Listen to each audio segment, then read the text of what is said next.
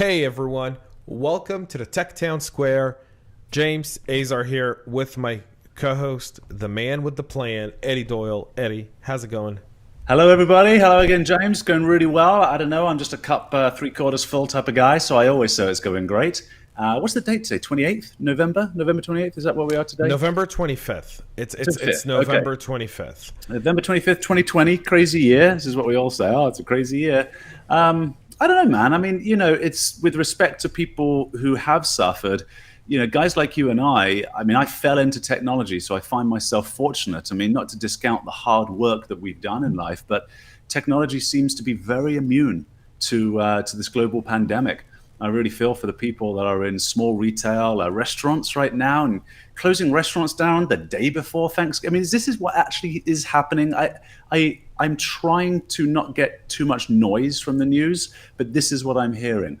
That New York State, I think California State, have asked restaurants to shut down day before Thanksgiving until the New Year. Is this what they're doing right now? So it's a 3 week it's a 3 week shutdown, which seems a little out of whack, if you ask me, right? But before we get into today's Tech Town Square, for those tuning in live on YouTube, this show is kind of a vision Eddie and I had. And the point of it is to have open debate about anything you want to talk about, from technology to cyber to geopolitics to culture to you name it, in a town square environment. We don't care your opinion. We don't care where you're from. None of that matters. All that matters is the idea of open speech, right? Of free speech, of being able to talk and agree or disagree. And so for those tuning in on YouTube, welcome to, this is our first live show. We've always kind of pre-recorded these and posted them. But today we've decided to go live. And so in the live chat on YouTube, you can actually comment and let us know what you think. The shows will also be on Rumble, so you can tune in there. And also watch us on Rumble at the Tech Town Square with Eddie and James. So I guess the tech part of it is simply that James and I are technologists, but you know what? Everybody's a technologist today. We're Buck Rogers in the 21st century, right? We all need to be technologists. So there's a little bit of a focus on tech and how it might influence us. But hey, I want to talk about vaccines, that kind of tech. We'll see. We'll see. Technology just is the whole gamut. I mean, medicine is technology. So you bring up a really funny point, which is like vaccines, right? So we're seeing, that New York isn't going to get the vaccine when everyone else is going to get it, because apparently, I don't know if you know this or not, but the Como brothers, Freddie and Sonny, because none of the Como brothers, Michael Corleone, they're all dumb as shit, right? So you've got Fredo and you've got Sonny. But they're such good characters are getting an Emmy. I mean, hey, you're going to get an Emmy, buddy. You're going to get an Emmy for your acting job on misinforming the people about Governor of COVID. miscommunication, yeah. The governor and sending old people with COVID back to the nursing homes and pretty much wiping out entire nursing home communities. Brutal. Unbelievable. Right? Yeah. But he's written a book and he's getting an Emmy. I mean, I know. Let me tell you something. Sonny Corleone, aka Como, right, is a businessman. I mean, he is literally monetizing his role as governor. It kind of seems that no one's talking about it, but why in the world is a governor selling posters, writing books, and getting Emmys, and that's not a conflict of interest? Right. Do you have time to write books while you're governing during a pandemic? And you're governing New York State. I know. Right? Like the epic State. center. Like the epic center of this darn thing was New York State. It was so I'm out of New Jersey, right? So, and I work in the Manhattan office. And so back in March, and I travel a lot for a living. We got the big shutdown. Everything came to a grinding halt. Airplanes came down. Everybody went home. We just kind of, okay, what's going on? Nobody knew. You talk about in New York, the epicenter of it. In March and April, there were refrigerator trucks in the streets of Manhattan. as additional places for a morgue. So the environment was very dark. It was a heavy weight on people. Now, I've got an opinion on COVID that isn't popular at all. We'll get into that in a second. But, that kind of darkness required massive leadership, not writing books. It's mind-blowing also because what do parents tell their children, right? Be good in school, be honest, right? Do the right thing. We're just not seeing this. And the press magnifies stories like that as well. I'm not saying this guy is innocent of that, but I'm certainly saying, wow, just mind-blowing at the moment. So, yeah, vaccines. Let's talk about that a little bit. New York is getting the vaccine as soon as the mafia lets it in. I think that's the story that needs to be had in the media today. It's not because the federal government is holding back from a certain state. What an absurd suggestion, too. It's like, that number one, I would imagine would be illegal. I'd love to have a lawyer, right, discuss that one with us. Number two, it just doesn't make sense. This is the federal government's home state, New York, Donald Trump's home state, right? That's where not anymore. Yeah. He's a resident of West Palm Beach, Florida. Is that right? Officially? Officially. He voted in Florida. He didn't vote in New York. Oh, is that right? Hey, yeah. Well, I'm sure still got lots of friends there that he wouldn't like to see die. And looking at this thing, so back in that very dark moment, I was a little surprised to see scientists, and I do this funny wave because you believe the science, and then there's a scientist that says, "Well, I disagree with what you're saying." Censor that scientist. Now, believe the science tends to keep going in the rhetoric of people. So I'm a little sarcastic when it comes to saying science now, because this is just becoming debatable and it really shouldn't be. But back in March, the science was 4% of people are going to die from this, and it is highly contagious. That is a big number. But I remember wondering, well, we've only known about this disease for a month or two. Maybe the secret societies, if you're into conspiracy theory, have known about it for 3 or 4 months. So how do we know what the death rate is? Today, we're understanding that for the vast majority of people, it's 0.25% or less, okay, which is horrific. That might be the same as regular flu. We'll look into that in a second. For the very elderly and for those that are infirmed, it is higher, but this is interesting. Why is it higher? Here's a theory. This is anecdotal, but the theory is because the elderly and the infirmed don't go out in daylight as much, don't exercise as much, and apparently the disease dies on impact with UV. So if you go out more, and typically they're young, go out more, right, you will fight this disease in a better manner. Vitamin D seems to be another one, right, that again, it's anecdotal, and there are studies that are coming in showing that vitamin D is good. So the lockdown does the opposite of what we need to fight the disease, which is daylight, sunlight, UV ray, vitamin D that we get from UV, and oh yeah, by the way, going out and exercising, eating healthy and eating strong. So to me, I think the whole thing of the lockdown is crazy. I think what we should do, and I'm talking to my friend James, who has had COVID twice. I was going to get to that because here's the scary thing. I think what we should have done was just carried on with life. The people who are at risk stay home, to be sure. But the 0.25% risk people, go out and enjoy life. Yes, 0.25% may well die, but then we would have herd immunity in one go.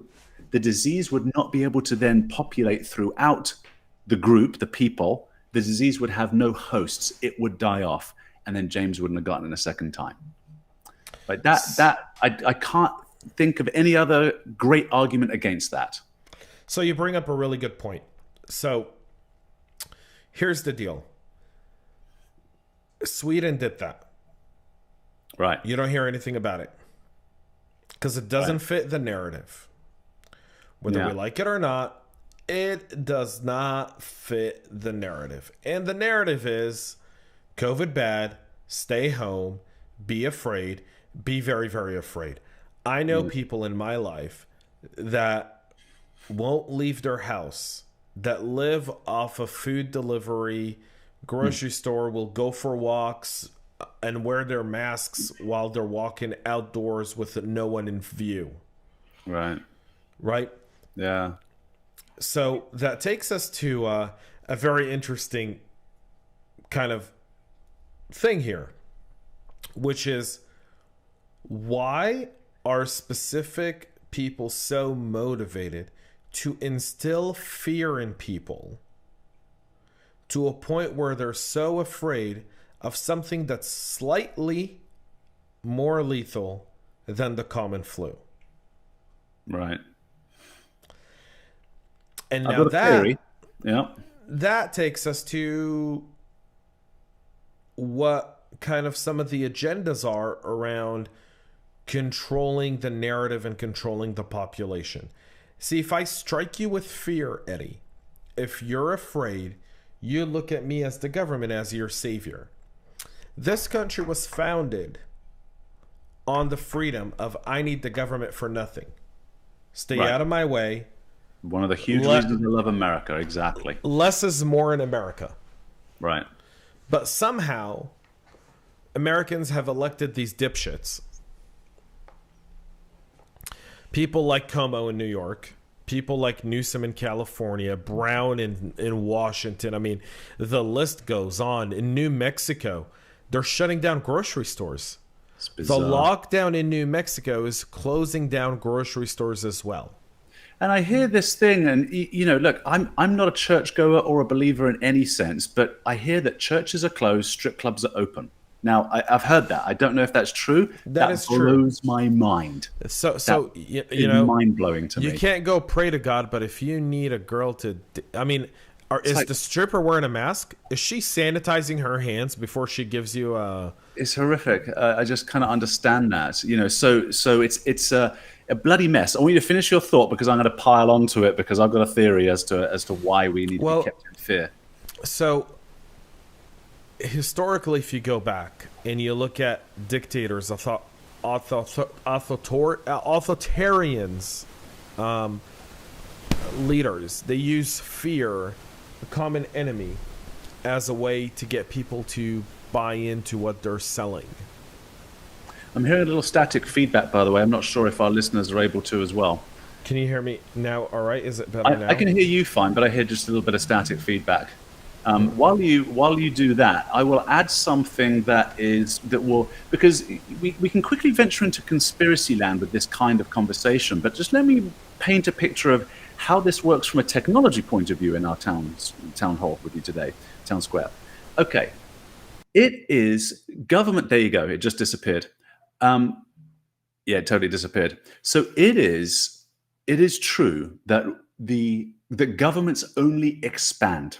They don't retract. This is why the British government has expanded so much and the monarchy had so much strength and power all the way over here to the colonies, which had nothing to do with England and were having been forced to pay money, that they said, okay, let's scrap it and start again with this super small government. Well, over the last couple of hundred years, this super small government has become a pretty super big government and is growing bigger. I always bring up case in point. The highest tax bracket at the height of the British Empire was 10%, and they ran an entire empire on that. It would be ludicrous to do that today, right? Reduce everybody to 10%. So governments always grow. Now, based on that foundation, I'm handing it back to you in a second here, James, it would be more helpful for governments to know that all your spending can be tracked through this device than through a cash society at small retail. It is much more helpful to be able to, I'll use the word control the populace. So I don't think there's like a Wizard of Oz guy behind the curtain trying to control the populace. I just think that government is motivated to get deep into understanding what their citizenry is doing based on the premise that we want to keep everybody safe. There. All right, my friend. Now that you've been awesome fixing that technical stuff. So I fixed my technical stuff, I hope. And I'll tell you this. So here's where I sit on that. There's specific aspects of what lockdowns mean to a population.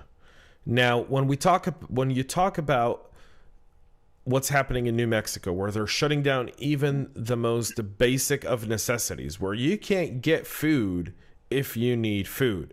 Now, I want to point something out to a lot of people, and some people who are listening, watching us live or whatnot. I think is it 60 or 65% of this country lives paycheck to paycheck. 30% have food insecurity. which leaves 5%, which means 5% are people who can afford to put 3 months worth of food in their closet. Yeah. And go into lockdown. For every 1% unemployment in America, 40,000 people die. Yeah. Yeah. So let's comprehend that just slightly and understand that altogether. And then you start to look at why these lockdowns become and make no sense. So some of the rules they had before they went completely berserk, like what they're doing right now, is the idea of restaurants can't be open after 10 p.m. And so the New York Times tried to spin that. I read a story in the New York Times, thanks to advice of a friend. And I read the story in the New York Times, and I was like, this is the biggest bull of crap on the planet. So at 9:58, COVID's okay, but arbitrarily at 10 p.m., COVID is not okay. Restaurant, you must shut down and not serve food anymore. Well, plus they made people put up tents outside so you can eat inside so long as the inside is outside. Well, and let's look at the Northeast. Your part of the country where you're at. I'm luckily still I'm in the freedom of Georgia. I mean, we have issues in Georgia. Obviously, we're still in the center of this presidential election, but we still have a governor who is believes in individual freedom and individual choice, and nothing here is shut down. I mean, restaurants are open. I was at Costco today this morning for getting some stuff ready for Thanksgiving. It was fine. People were in Costco. People were wearing masks. People were keeping 6 feet apart. But Costco is full of people, man. Full of people. So this idea, this concept of we need the government to tell us what to do, well, that's just not true. Given the freedom to exercise our liberty is just that. Now, shutting down these small businesses, now shutting down Walmarts in New Mexico, it has an inherent effect on people, because people who live paycheck to paycheck can't afford to stock up. Yeah. So you shut them down now, they'll have enough food for the next week, and then they won't have any more money, and they won't have any more food until they get paid again. Right at Thanksgiving and before Christmas. It's going to hurt. Right? And this whole idea of doing this for the better of the better of the people by these governors is, I think, one of the mistakes that President Trump made in dealing with COVID. So we have technology, and we have technology that's able to do contact tracing. We have technology that's able to, with smartphones and smart watches, take people's temperature. And there could have been a approach to this where we could have equipped the most vulnerable people in the country with the stuff to monitor their health, because that stuff does exist, and let the economy run. And companies could have said essential people come to the office, non-essential people don't come in.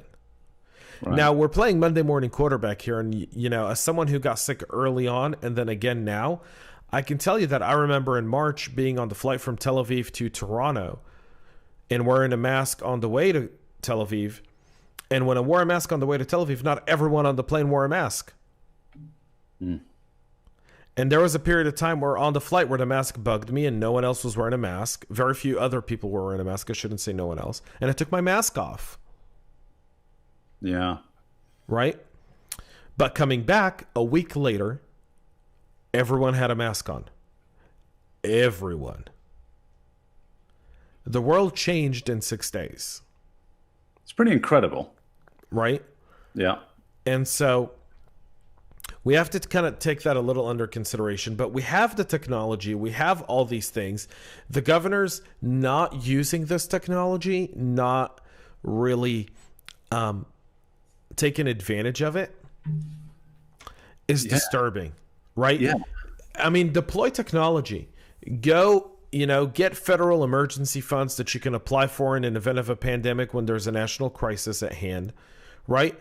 And say, all right, who are the most vulnerable? And let's say now we know this. So over the summer, we had enough data to realize that if you've got pre-existing conditions, if you're overweight, if you're elderly, if you've got lung issues, this affects you much more. So let's segment that. Let's go to all the healthcare facilitators in our state, and let's use technology to monitor those people. So let's get them watches that monitor their temperature, heart rate, and CO2 levels. Yeah. All right. And let's ensure that someone is monitoring that. Yeah. Now, when someone drops to a critical condition, let's take them to a hospital and get them treated. Leave everything else open and let the companies and the people make the right decisions. There's no business owner that's going to bring all of his employees to work in the middle of a pandemic and have them sit normally without masks on. Right. Most business owners are going to say, hey, this department can work from home. These guys, you guys come in Monday from 8 to 12 and you go home. These guys, you come in Tuesday from 1 to 4. We're bringing in a cleaning company to sanitize everything. No one touch someone else's desks. There's no eating in the kitchen, blah, blah. And here's, I want to point something out here. It's absolutely crucial, James. Here's the American difference, because leaving the decision down to the businesses and enterprises drives innovation. It comes at a cost. Innovation is hard, right? You pay the price for being the first mover, right, in innovation. But look around the world, and I brag as a guest to this country, which is the country that really innovates today? It's the United States. And so that would have driven innovation. The opposite, big government, let us handle it, smashes innovation. Right? That's what we don't want. And in addition to that, like you point out, over the summer, we could have done those things. Yeah, over the summer, we could have also told people, get the hell outside, get some vitamin D, get some exercise, get strong, because that's what you actually need to fight this disease. Right? So it wasn't about, well, we'll get into something in a second. I was going to say it wasn't really about saving the most lives. But but you know what it is? It's about numbers, right? So the media uses data. CNN has this ticker. How many people are dead? How many positive cases of COVID-19? Right? We know that the testing, while it's effective, is not 100% effective. In fact, in Elon Musk's case, it was 50% effective. He did 4 tests within an hour. 2 came back negative. 2 came back positive. Right. So your left nostril has COVID, your right nostril doesn't.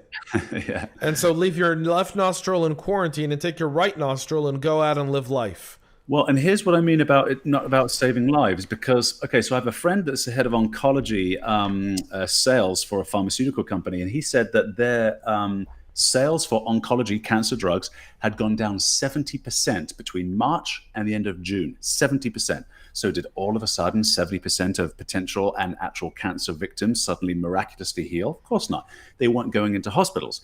Hospitals were furloughing doctors and nurses outside of departments for the health of things like COVID. Furloughing doctors and nurses in oncology. There wasn't enough work for them. So this is why I say, okay, well, hang on then. Those people will now have late diagnoses in cancer. Right. So where's the cost of that? Did you know that in Japan, the suicide rate has gone up so much this year alone that just from suicide alone in Japan, more people have committed suicide than have died of COVID globally. So we are hurting more people with this system of lockdown, unfortunately. There's a tragedy either way that's going to take place here, which is why I've always been of the opinion that, you know what, it's 0.25%. I want to get out there and take my chances, get herd immunity and be done with this thing. And save economies too. And as I say, 40,000 people for every 1% unemployment in the United States alone. So you bring up a very interesting point. The cost of this. In the U.S., if we look at the death rate this year from any other year, we're going to see that car accident death rates have gone down. Heart attacks have gone down. Cancer's gone down. I mean, 2020 was not a bad year. You know why? Oh, I see what you mean. Death rates by cancer, down. Death rate by car accidents, down.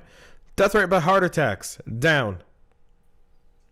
Am I still here, James? Something just happened technically, so I'm not sure if people can hear me or hear James. I can hear you just fine. Give me just a moment here. We are We got kicked out for whatever reason That's the here. video. What do you mean, though, all those things would go down? I'm not following that thought. So wow, that was sorry about that for those watching here. That was a little bit weird. So I'll tell you why they went down. So the death of those death rates have gone down significantly. We've cured cancer in America. Oh, generally speaking, you mean it's been on a downward trend for years? Is that what you mean? Yeah, but in 2020, in January and February, cancer was still as deadly, and then in March, all of a sudden, cancer wasn't deadly. I'm still not following you. All of a sudden in March, COVID was deadly and cancer wasn't as deadly anymore because they were marking deaths of people who had cancer who died from COVID as people who died from COVID. Right? Now, yeah. I'm going to balls up the statistics a little bit. The same thing with heart attacks, the same thing with car accidents. So if you look at all those statistics are down. But you know what's up? Death from a pandemic. That's up thousands of percent. Yeah, it should be. But someone who had cancer, who was in stage 4 cancer, who maybe had 3 more months, who somehow got COVID and died a month early, should we blame it on COVID? Or can we just say that, hey, cancer started the job and COVID was the finishing punch? I'm Googling something here because I want to get the stats right. But you're Googling or you're on DuckDuckGo? Actually, I was Googling. Yeah, I should be DuckDuckGo. Now I'm going to get ads. I'll balls up the statistics a little bit, and maybe I'll look for it again when you're talking. So, in Medicaid, if you diagnose a COVID-19 diagnosis, if you call it a COVID-19 diagnosis, it's something like $40,000 per patient that you get from, I believe, the government or from the insurance agency. If you diagnose something as pneumonia, it's like 8,000, something like that. So I'm going to look it up. So there is incentive. So I see where you're going with that point, and I'm ratifying it in the fact that there is financial incentives for hospitals to do this. All right, I'm going to look it up here, my friend. You do it. I mean, I think that's what a lot of folks don't quite, they don't quite, take it in for what it is, right? Yeah. Which is, we have an issue with COVID and with numbers. We made some mistakes early on, but to now come in and lockdown, I'm sorry, that's not the failure of President Trump at this point. That's the failure of governors who failed to adapt to technology, who failed to adapt ways. We knew that the winter was coming. We knew that flu season's on the rise. We knew that COVID with flu could be detrimental. We had 6 months to prepare for it. 6 months to prepare for it, right? You've got the entire infrastructure of the federal government willing and standing and able to help. Right. So at what point do you go, you could blame the first 3 months on Trump, but after that, you understood that Trump's plan was, I'm not going to expand. I'm not going to create any sort of precedent for the federal government to override state jurisdictions in an event of a pandemic. And what people don't know, and we spoke about this on a previous podcast, so please, listeners, listen to that, is how much of a financial investment the federal government did make in producing all the batches of the 4 vaccines that looked like they were going to be the front runners, in addition to the orders for making, I think it was GE, the lung machines. Right, the breathalyzer, the ventilators.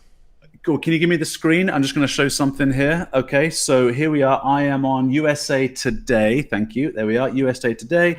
Hospital administrators might well want to see a COVID-19 attached to a discharge summary or a death certificate. Why? Because if it's a straightforward garden variety pneumonia that a person is admitted to the hospital, if they're Medicaid, typically the diagnosis-related group sum would be 5,000.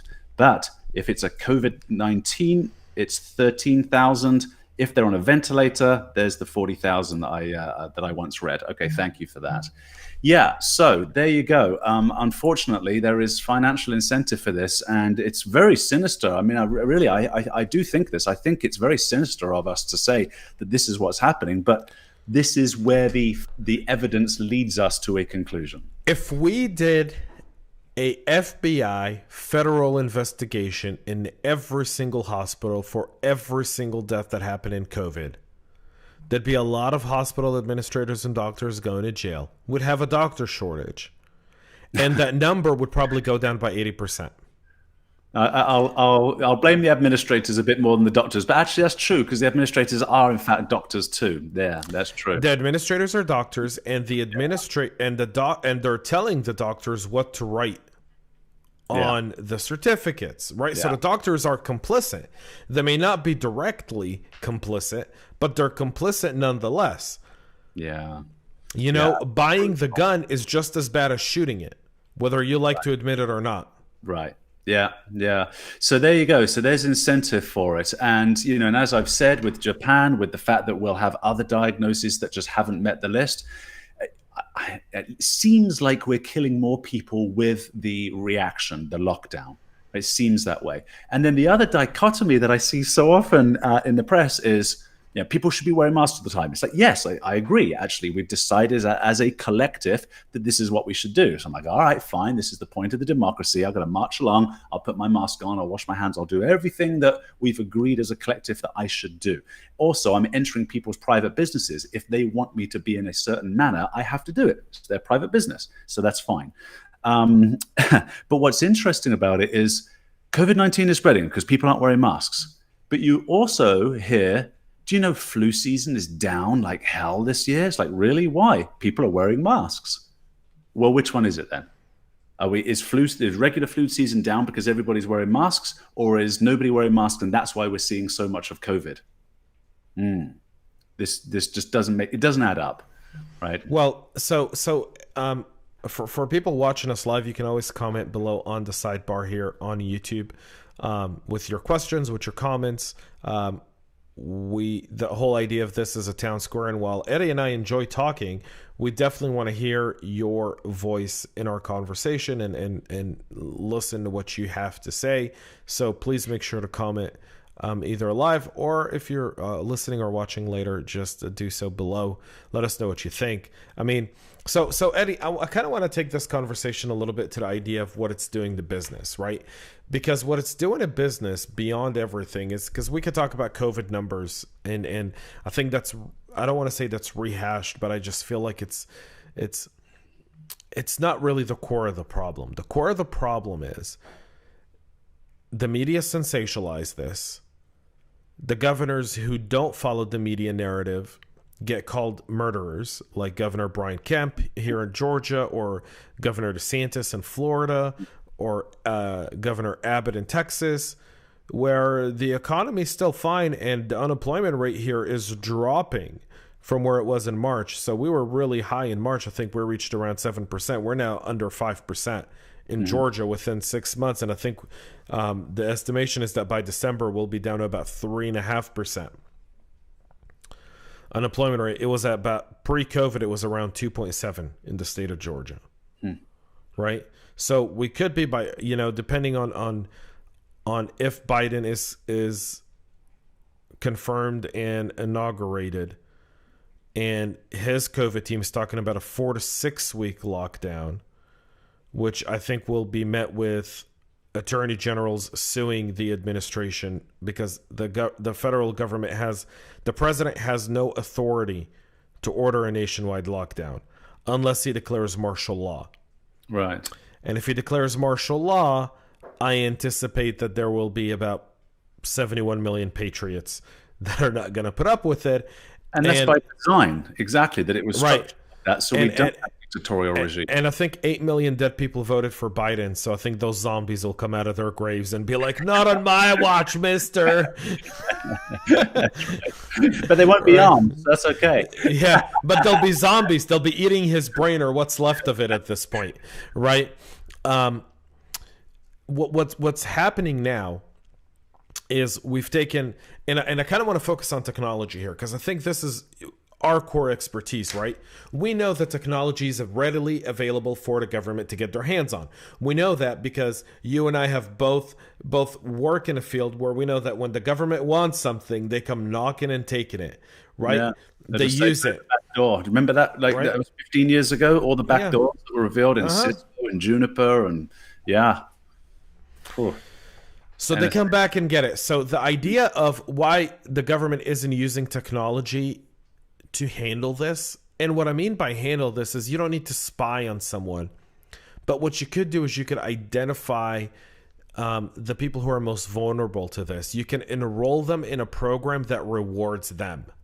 Yeah. Meaning, if you're a high risk individual, download this app that is connected to a DoorDash that brings you food, that's connected to your health department that brings you medication while you're ill, right? That's connected to, news or all kinds of other things. But the app is also monitoring your health. And should your health escalate, right, you can use the app to ask for help and get an ambulance to come and transport you to the hospital or whatever the case may be so that you're treated and so forth. You know why this could be done? Because the technology is all there today. Yeah. It wouldn't have taken more than 30 days for a skilled group of engineers, architects, and developers to build this. Not more than 30 days and launch it, right? Yeah. And with geolocation on people's phones, and everybody has a phone, I mean, you don't even have to know the personally identifiable information of the person with the phone. You can just create hotspots so that when they go near a hotspot that is a high COVID area, it just beeps and tells them, turn around, go somewhere else. I don't have to know who you are to give you these kinds of instructions, right? And then with the health data, you can certainly anonymize it.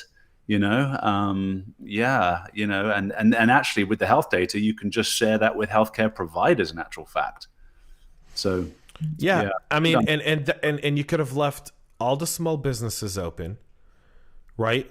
If you're a mom and pop shop, right, that's, let's say, ran by an elderly couple who's more exposed to COVID, your grandkids, your kids could come in and run the shop for you while you sit at home and take care of your health. Yeah, let them sort it out. Let the business sort it out. That's part of community in our communities, right? So that's a part of it. I know that for this Black Friday, for this holiday season, I'm shopping only small business.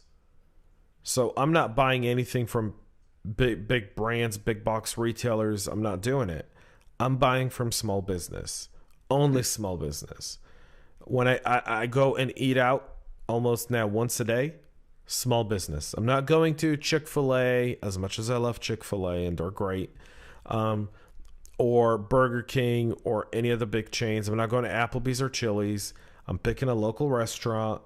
I'm either ordering pickup or delivery, and I go there and I grab a bite to eat because I'm going to eat. So I might as well support small business. I want to buy clothes. Same thing. I live in a small town, so restaurants easy. There's no big box restaurants, like not one. So I live in a very small town.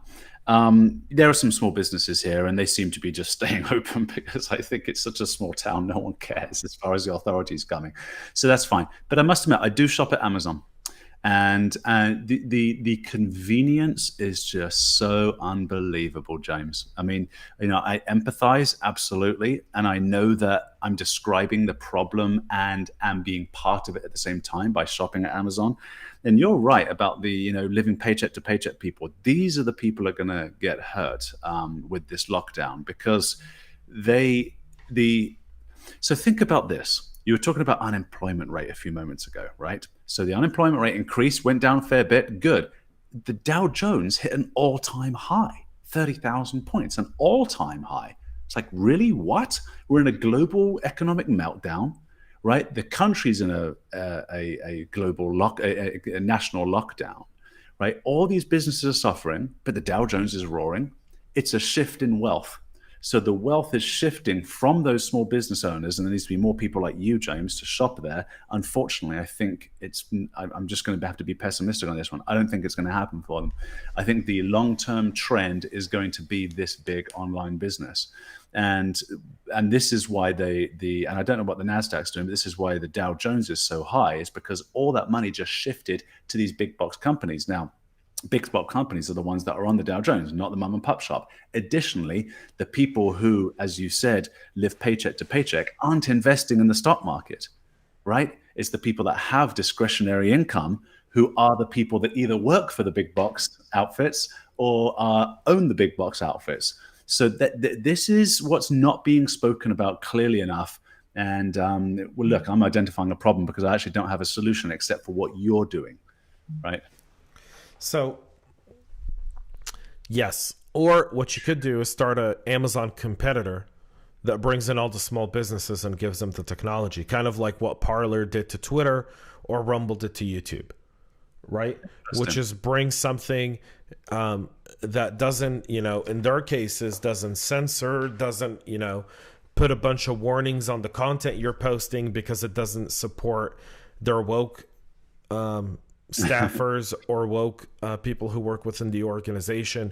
I've got an awesome woke story in a minute, by the way. Remind me. So you can have that. I think, Eddie, when you look at all of that, we can strike back, and that's why I'm against regulation, right? You and I, in one of our first things, we talked about regulating Facebook and LinkedIn and Twitter. Well, not LinkedIn, but regulating Facebook, Google, Twitter. And I said, I don't want to regulate them. I'm fearful of their regulation because of what's happening right now. Yeah, right? You're more fearful of the fallout from regulation, what it's not saying that it will do.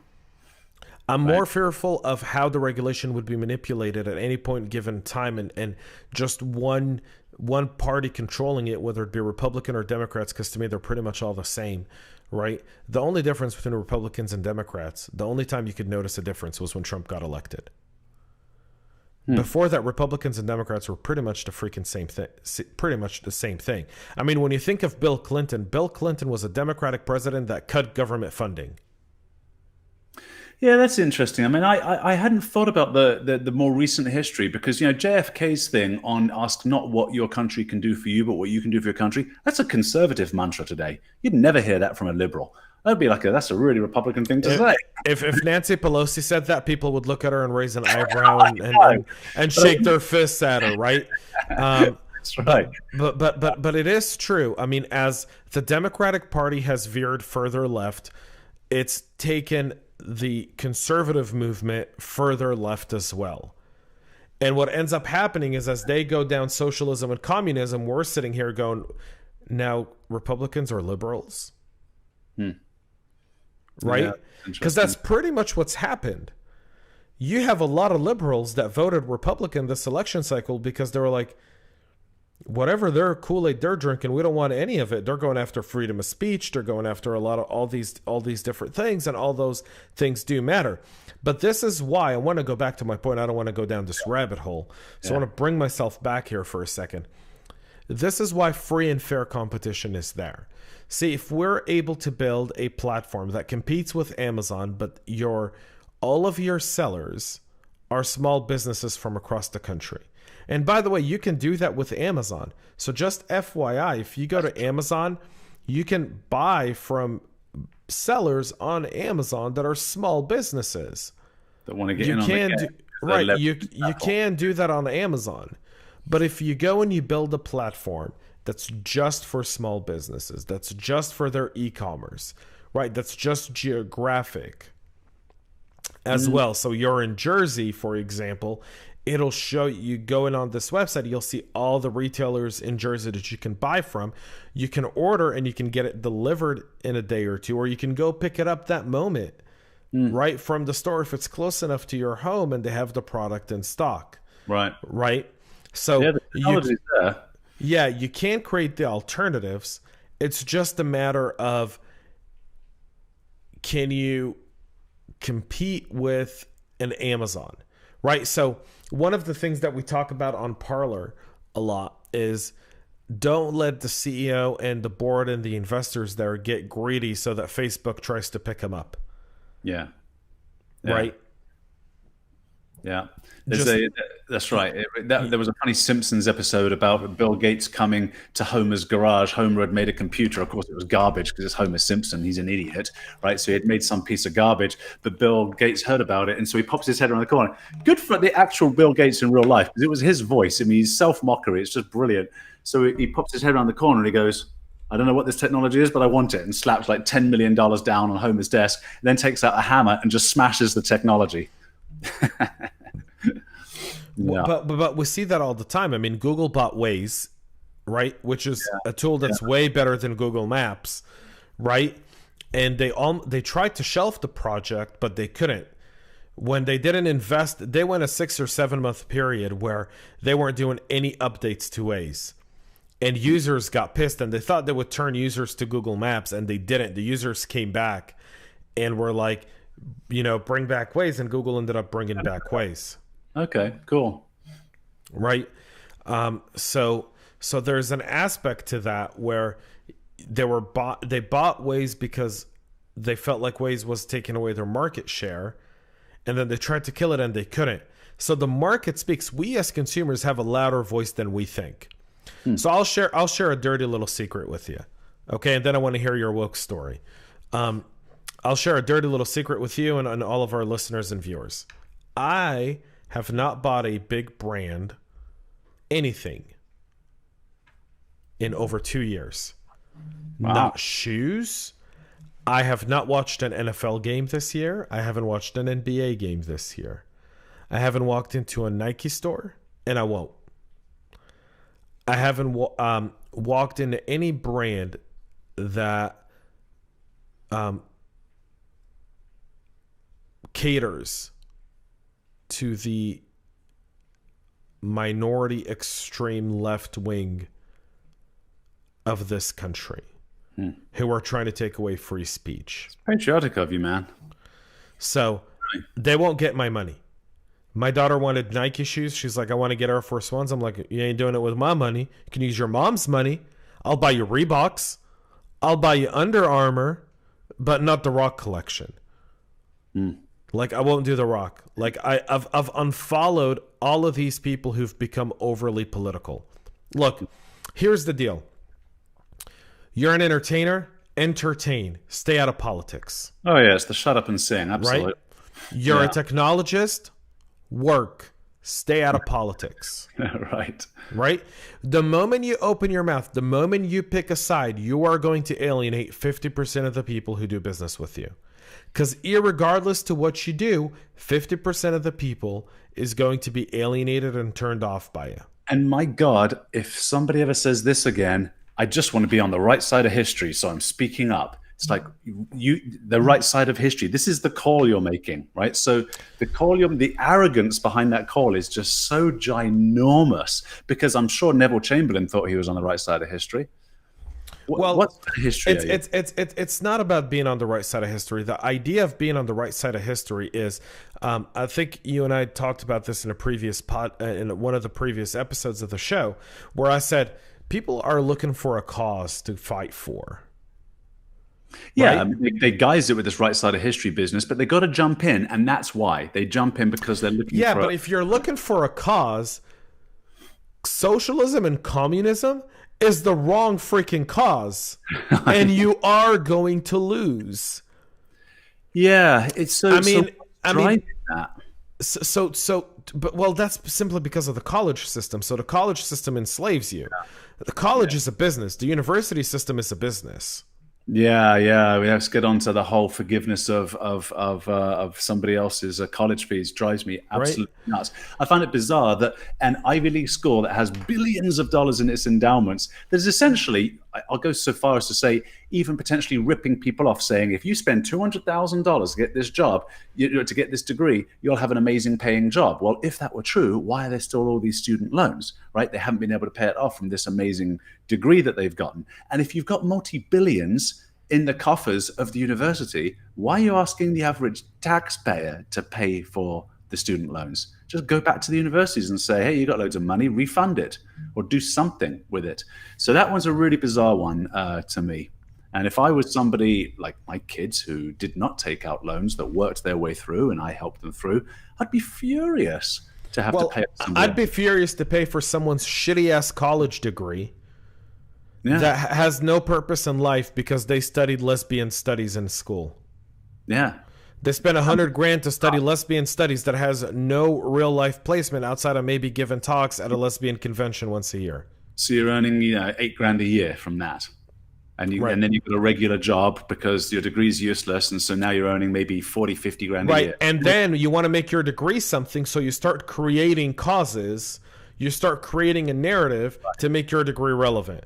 Hence the woke culture, exactly, because then you can write books and you can get involved in politics and you can drive the dialogue to a woke. So you want to have that conversation, we can have that conversation, but that conversation needs to be it needs to be looked at realistically. You want to fight for a cause, let me give you a cause to fight for. I can give you in the last decade, I can name multiple causes. Here we go, let me start. Okay, civil war in Syria, 700,000 dead Syrians bombed by their own government, gas bombed, chemically bombed, killed, eliminated, 4 or 5 million Syrian refugees all across the world because of that. You want a cause to fight for? Pretty good one. You think our country? There's one, right? Yeah, there's another one. You want one? How about Iran killing homosexuals? Yeah, throwing them off rooftops. Yeah. You want another one? How about Russia taking over Crimea in eastern Ukraine? And until today, Donetsk in the Ukraine is a divided city, no different than Berlin was after World War II. Right. There's Donetsk of the Ukraine, and there's Donetsk of the rebels, which are essentially backed by Russia. You want another cause? Yeah. I can give you more. I'll throw one more in because it's so unpleasant, nobody wants to talk about it. But how about the forced enslavement of women to wear burqas, which comes with female genital mutilation? Yeah, horrible subject. No one wants to talk about it. Absolutely. Taking a child and shaving off pieces of their anatomy and forcing them to for completely arbitrary reason. And by the way, that happens in America. That happens in Western countries as well, not nearly as much. So why don't we go out and fight for that cause? But in actual fact, but that's a religious thing right there. So when what the countries that do female mutilation is, and what you talk about. So wearing a burqa, I have no problem with a woman wearing a burqa. It's a religious symbol. It's no different. It's no different than when I wear my yarmulke. The moment you take up a cause with a burqa, you take up a cause with my yarmulke. No, because you're volunteering to wear it. That's the difference. But they're also volunteering to wear it. It's part of their customs and traditions. Women are volunteering, but not all of them are volunteering. But you can't ban something because 20% of them don't want to wear it and are forced to wear it. Oh no, I wouldn't say I'd ban it, but what I would say is if somebody chooses not to wear it, that's their choice, and they shouldn't be forced to wear it. And in most Western countries, just so you know, I can tell you this firsthand. A lot of the women that came here early on were wearing burqas 2 to 3 years after. They've taken them off. Right, and they may wear an abiyah, or they may just wear a headscarf, but they don't wear the full-fledged burqa. And so here's the difference, though. There's the headscarf. The headscarf, you still see the full face, but it's covering the hair. Orthodox Jewish women wear that as well, right? It's biblical. They cover their hair. There's an aspect to that. Okay, a burqa, for those who don't know the difference, is where you can only see the eyes of the woman, so everything else is covered. Hair, eyebrows, in the very extreme cases, i.e. ISIS or Al-Qaeda or Taliban, they even have a veil. They have a veil over the eyes, so they're looking through a veil, so you can't even see the color of their eyes, because that, in their twisted logic, could turn you on to want to be with the woman. Right? And then they wear a very large abiyah. Abiyah is is kind of like the gown that they wear. And in very, very strict Islamic worlds, they're not allowed to wear a tight abiyah, meaning it should not reflect their body. It should be very loose under them, as in to show no parts of their body.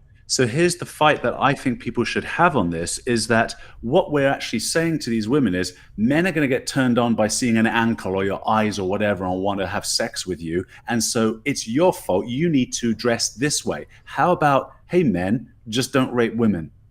And also, how about if you don't want to wear any of that, they shouldn't be forced to wear it.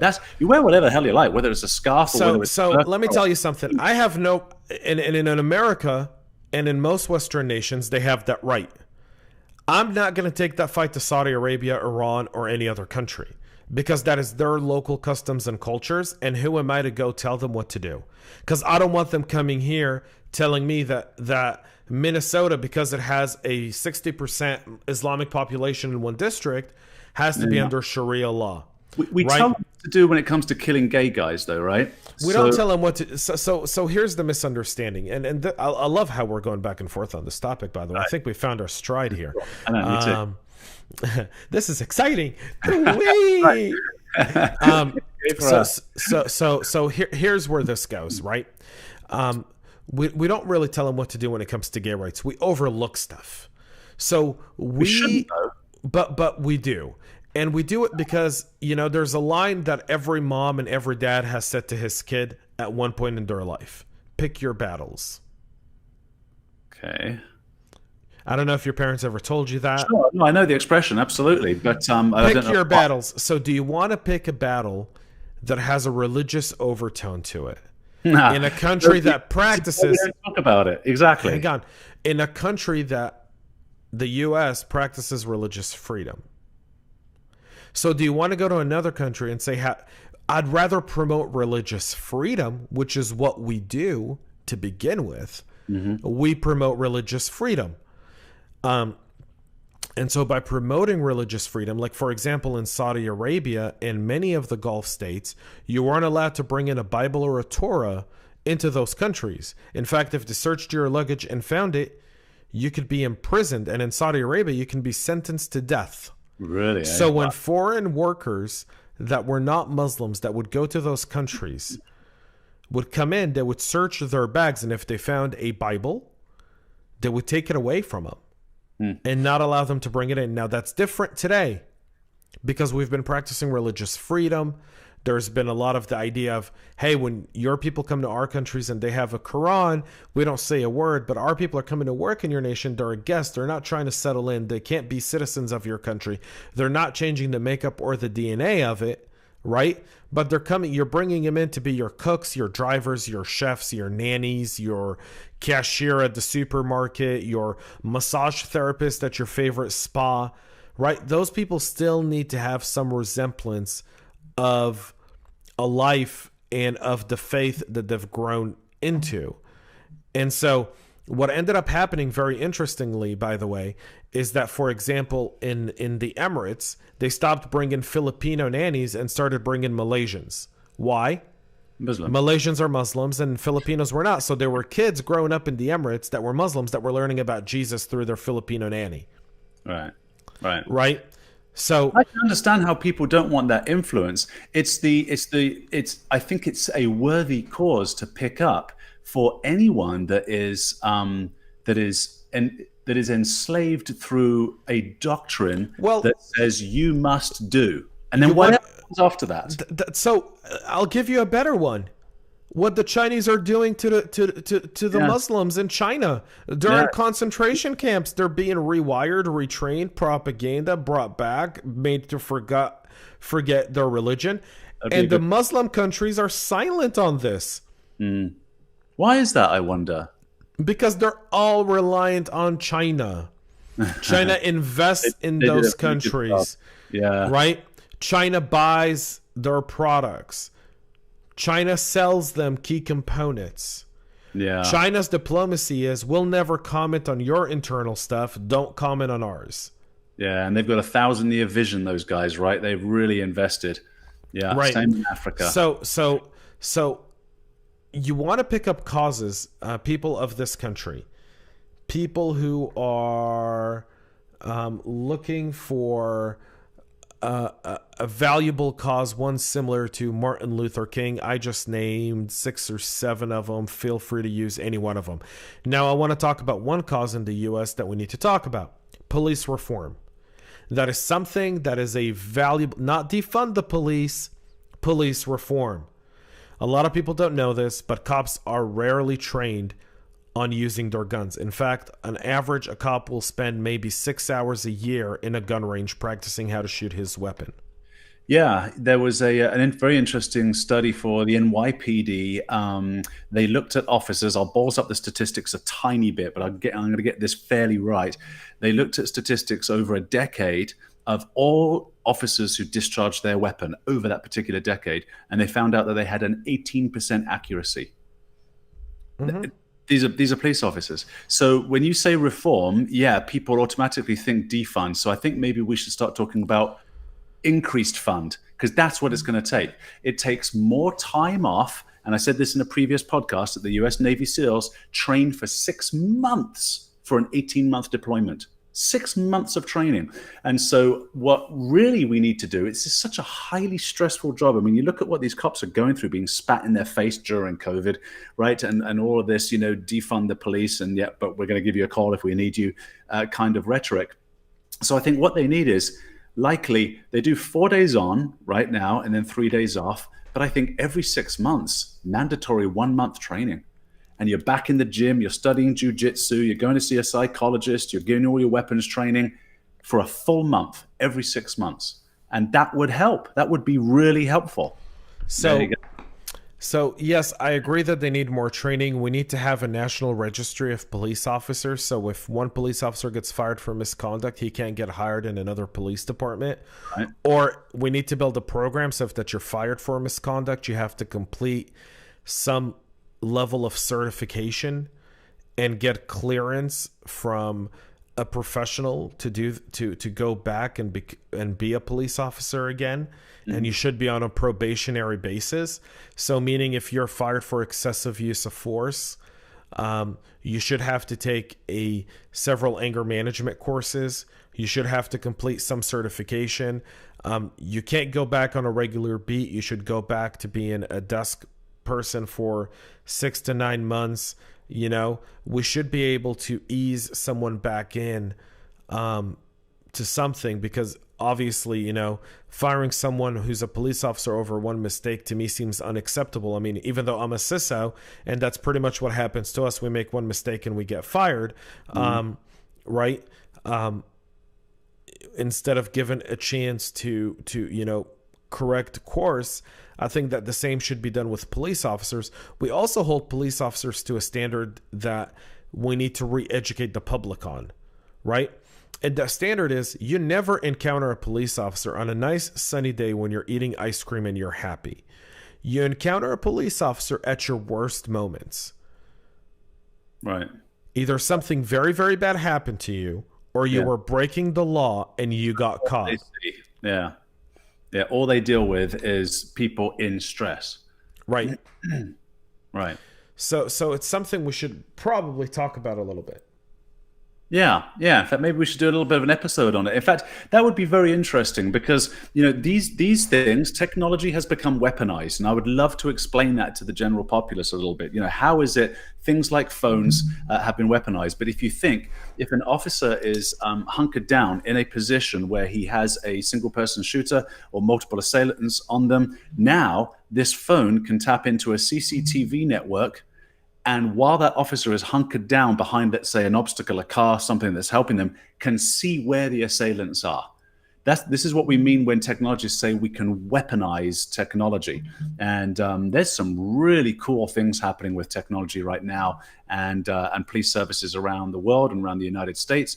One of them, for example, is the technology now with CCTV cameras. The sensors are so good that the sensors can recognize if a backpack and a person are not together. So in other words, somebody's dropped a backpack, think Boston Marathon bombers. So if the backpack's been dropped, within 30 seconds, that's the SLA, the service level agreement, there needs to be a cop on it, right, in some of these major cities. That's incredible technology. And another one I'll give you in this, just exciting, a teaser for perhaps another episode, is emergency response. So There are defibrillators now on high rises. These are pilot programs in major metropolitan areas like New York, near me, right, where you have a defibrillator on the rooftop building. And if somebody's having a heart attack, and let's say I'm somebody who knows how to use a defibrillator, dial 911, it's New York, so there's tons of traffic, the ambulance is going to take 12 minutes to get there, poor guy's having a heart attack, defibrillator takes off on a drone, right, it's all automatic. I'm GPSed, so it knows where I am, lands right next to me. I use the defibrillator and save that person's life. There's some bloody amazing things happening with technology, James. So why don't we save those kind of subject matters for another episode? Yeah, so next week, let's do a Back the Blue and how technology could enhance police. Folks, I think that'll be very cool. Let's talk a little bit about our brave men and women in law enforcement. I think that they deserve a little bit of love. They've been getting a lot of slack lately. So we'll do a Back the Blue episode and Back the Blue technology. How can we reform police to be what it is, what it needs to do, which is its job effectively. Using technology and giving the police officers more data. By the way, just so people know, one of the hardest statistics, and I've served with several people when I was in the military who were police officers, and one of them was actually killed in action as a police officer, and only after he died did I realize this, but officers get shot more on domestic calls than any other call. Really? The most dangerous call for a police officer is a domestic disturbance. My buddy was walking up to a house that got a call for a domestic disturbance, and he got shot in the head by the person inside the house without even knowing the bullet was coming. He was just walking up the sidewalk to knock on the front door. People get so angry in domestics, right? So the most dangerous call for police officers is a domestic violence call. Yeah. Yeah, people's emotions are so heightened. They're so angry, so spontaneous. This is why the expression has evolved, all is fair in love and war. Yeah.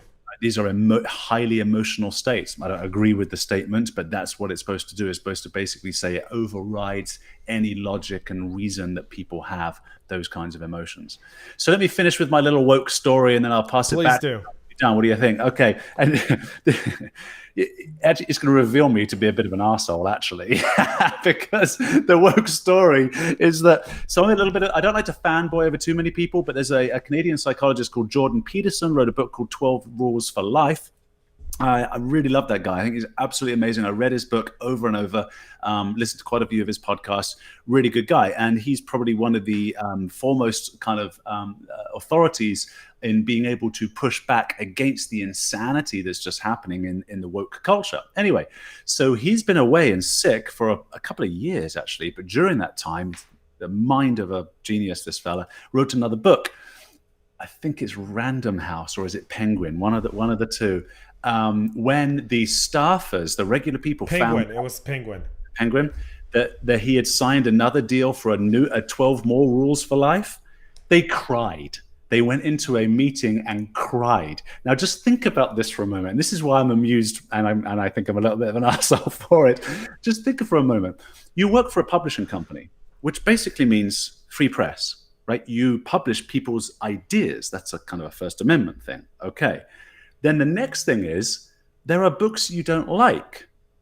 Are these books attacking me? Are they flogging me? Are they actually doing something? Has anything actually happened to these utter children that work at this publishing house? Nothing.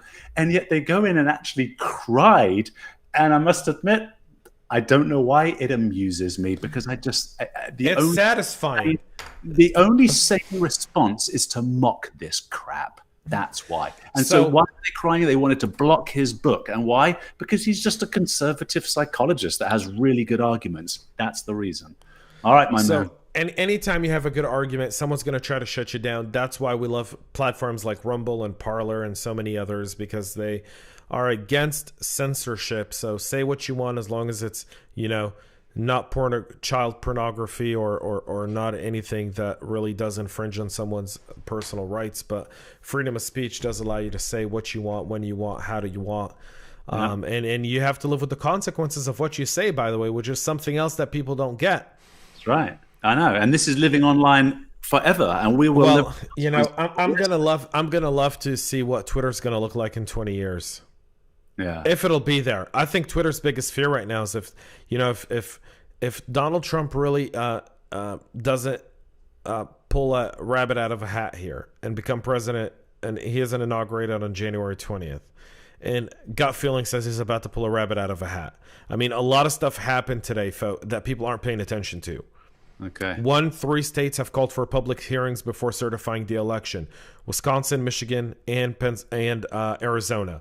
Number 2, a federal judge has just blocked the certification of the state of Pennsylvania for an emergency hearing on Friday the 27th. So, 5 really, really good things happened to the Trump campaign today.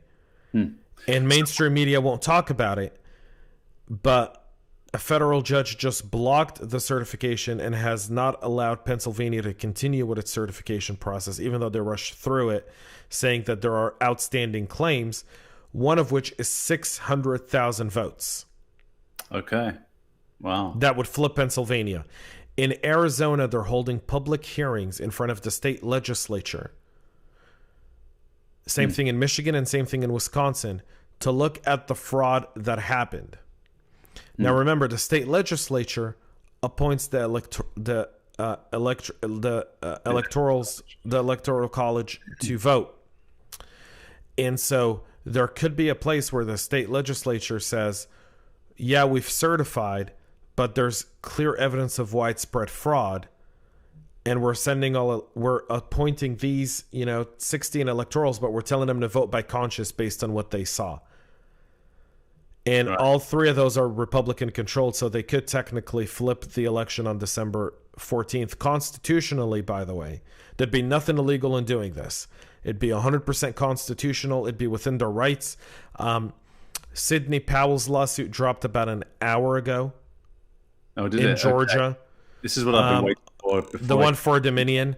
I'm waiting to get a copy. In fact, as you and I were talking, I got a text message that the lawsuit was just submitted as we started our live feed. So I have some reading tonight once I get my hands on it to see what her claims are against Dominion. She has some very, very far-fetched claims, including the fact that Governor Brian Kemp, who's a Republican and a supporter of President Trump, actually knew of what was going on, which is what makes her claim here in Georgia a little bit more far-fetched.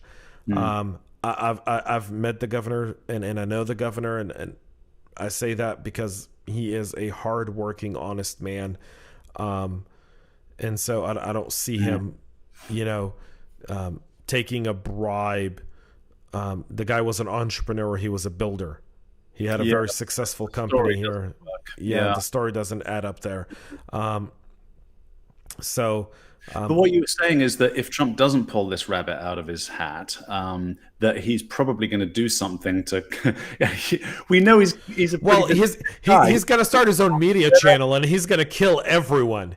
He is going to kill everyone. He wants to. He wants to annihilate them now. He's probably so pissed off. He will. He'll probably look at Parler and Rumble and match those up with a new network TV that will bring on Breitbart and Blaze and Rush Limbaugh and Jordan Peterson and and PragerU, and he'll just put on a channel that will have 100 and some odd million viewers, and then he's going to go to those and the advertisers that are going to shy away from, because who's going to watch CNN if Biden's president? Right. They've got nothing to say. And the fact that he'll do that, you know what? Technology is what wins the war. Even from the original Trojan horse, the actual wooden Trojan horse, right, from the Greek era, all the way through to the H-bomb, all the way through to today, right? Technology wins. So we want to continue talking about this stuff, and in fact, that'd make another great episode too. What could he do, with various technologies? What could be done, and what is happening? You see it with Rumble and Parler already. Things are starting to expand. So yeah, we've got lots to talk about, our friends. All right. So Joe Rogan just posted something really funny. I have to share it. A story in Quartz magazine. Okay. Vegetarian diets are not going to save the planet from climate change. In fact, a vegetarian diet is 43% more likely to cause more damage to the earth than actually do good to it. Well, we better dig up that one. I'm a big meat eater myself, so actually I'm on pretty much. I eat elk. I am going hunting next weekend. I am Oh, going to get myself. that'd be amazing. I am going to get myself a good old elk, Lovely. and then I'm going to have meat for a year. And I Do you just eat- ordered my Traeger grill. I just ordered my Traeger grill. Sweet. Do you eat organs too? So I don't eat all organs because of kosher law. So, Oh, is that right? That's part of kosher with the organs. So you can't eat an animal's heart Oh, is that right? But or you can- an animal's brain, but I can eat like Right. like steak, like the tenderloins, the ribs, all that stuff. Do you do liver, other organs? You Liver? can't eat a liver. Okay. You can't eat a liver. Yeah, it's really good for very nutrient dense. It's very nutrient dense. Yeah, I you don't- can't eat a liver. I'll tell you something. My birthday was this weekend, and my wife and I spent. Thank you. We spent she took me out for a drive and went out to the mountains of Georgia, and the entire car ride, an hour drive, we were on Google just looking up the kosher laws for hunting. So right. what do I need? So the animal, and here's something very interesting, and we'll end on this for Thanksgiving because it is Thanksgiving tomorrow. So we'll end on this. In order for the kill and for the meat of the animal to be kosher, I have to hit the animal and it's going to drop right away. If it moves one step or if it moves for more than 10 seconds, the animal is no longer kosher. I kind of hope the latter happens to you on the first shot, like that. You can send that animal to me, and then you get the fourth shot on the next one. 'Cause I would love to go hunting with you and grab some elk. That would be a great Thanksgiving meal. Wouldn't that be an awesome meal? No, so I'm very psyched about that. But I'm actually hitting the range every single day next week. Nice. To practice my shooting, so that way I can hit the animal right where I need to. What rifle have you got? I'm not a big rifle guy, but I'm getting into it. So I've got a few. I've got a few rifles for hunting that I use. But I'm probably going to rent one for this trip simply because mine are old and a little out of commission, and I want to get something that's a little bit more advanced with a better scope. So because in order for my meat to be kosher and I eat kosher, I got to get the perfect shot. And So you better practice all the week with the same rented rifle, then, right? I am. I'm renting a rifle. On Friday morning, and I'm keeping it Sweet. for 3 weeks, and I'm practicing on it for a week straight, taking it to the range, practicing. Right. And then I'll go hunting, and hopefully I'll have a successful hunt. Just because someone says they're going to go hunting doesn't mean they're going to catch. By the way. Right. Well, you can let us know in the next episode if you had a delicious meal or if you had a turkey. I don't know. Yeah. Well, I'll have a turkey tomorrow, but I hope that for Christmas I'll have a delicious elk. Sweet. Nice. All right, man. All right, Fantastic. guys. Happy Thanksgiving on behalf of myself and Eddie. Everybody. All right, thank you for watching. Every single week, 6 p.m. Eastern Standard Time here on YouTube. You can catch the Tech Town Square and tune in, questions, and all that good stuff. Until next time, folks, thanks so much. Eddie, sign us off, buddy. Good luck, everybody. Hey, be thankful. We've got a lot of things